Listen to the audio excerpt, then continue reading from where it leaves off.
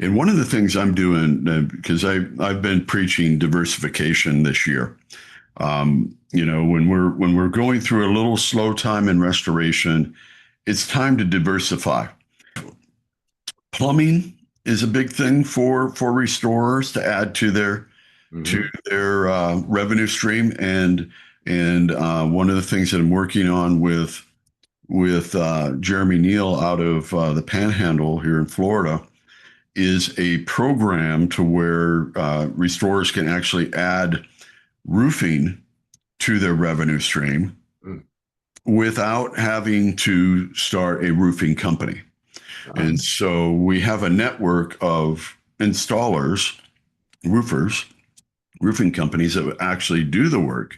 mm, And so how the program works is the restorer just simply has to train on how to do roof inspections, okay. typically using a drone, Right. you go over, and then that information then is sent to the corporate office creates the estimate.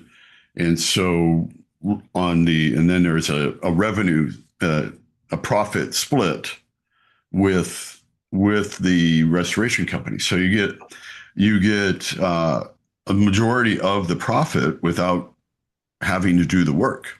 That's great. And so without having to do the roofing part of it. I love So about the roofing. I think it's a better fit for a full service restoration company. It totally makes sense. Like, yeah, yeah, we also do roofing. Oh, yeah, I thought you did. You said you're full service, you yeah, do reconstruction. And it's big dollars, yeah, which means that depending on how, even with a margin split, the dollars are still pretty good. And it's money that most restorers will leave on the table. yeah. So, no, I think this is a really interesting idea. Well, and then the plumbing side of it, what I've seen work Okay. is not a lead generator for restoration. It's a separate business Correct. altogether, to Yeah. where it's just a separate revenue stream. It's not helping your mitigation work really in any way, shape, or form. And Right. so the guys that I have that are really being successful at it are doing big projects or doing commercial jobs.